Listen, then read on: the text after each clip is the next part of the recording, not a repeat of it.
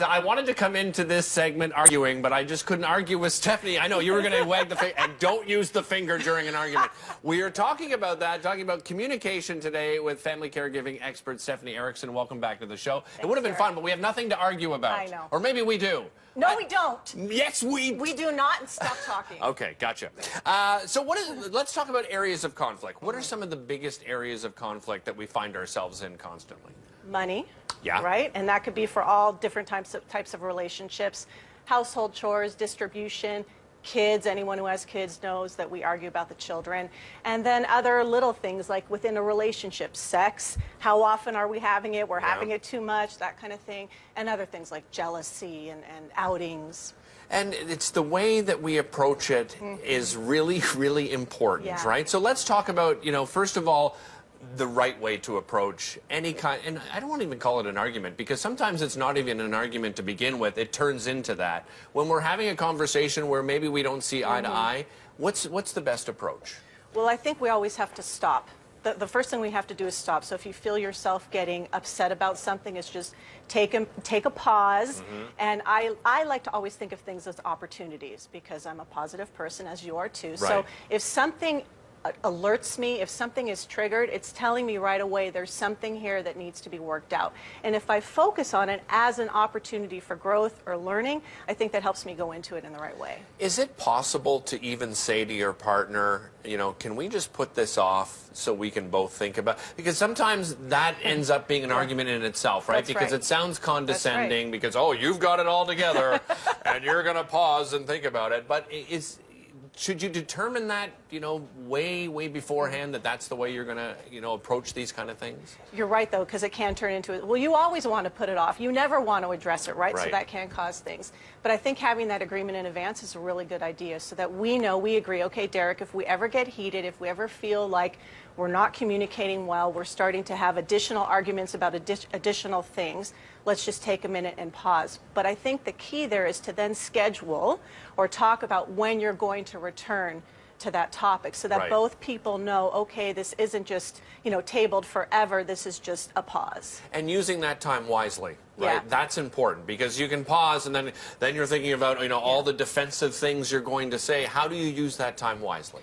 Again, I think thinking of it as an opportunity. So we're having an argument, so what is that argument saying? What is this about? The other thing I think is really important when we're reflecting on what that argument or disagreement is about is to think about the intentions of the other person. So now, I'm not saying that I'm perfect, and sometimes my husband and I get into an argument and I'm not thinking this, but I really do try and think, okay, what are his intentions? He's not trying to hurt me. He's not trying to be a jerk. He's probably trying to help me. He probably is trying to support me. The way in which he's doing it, maybe I'm not appreciating, but he does love me. And I think going backwards and remembering that helps us to kind of formulate what it is that's really bothering us. Any truth to, the fact that many people say this is men try to be fixers oftentimes, right? And so you've come, to share something with me, and then, I jump in and I'm going to fix everything. Listening is more important than the fixing, right? For sure. And people, when they listen, they're formulating their response right away. That's another piece of listening that we have to remember, is we're listening to listen. Yes. Not to have an answer, right?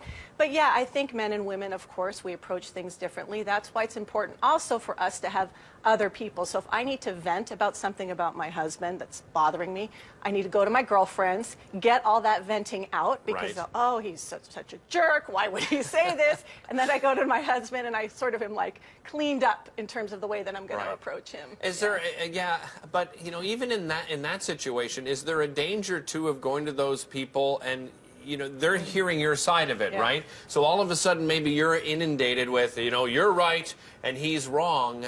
That's what scares me about those situations too. How do you, personally make sure you take it, kind of with a grain of salt?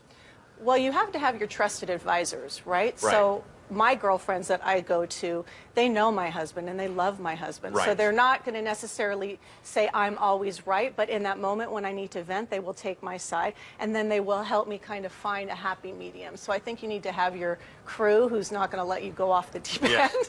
Agreed.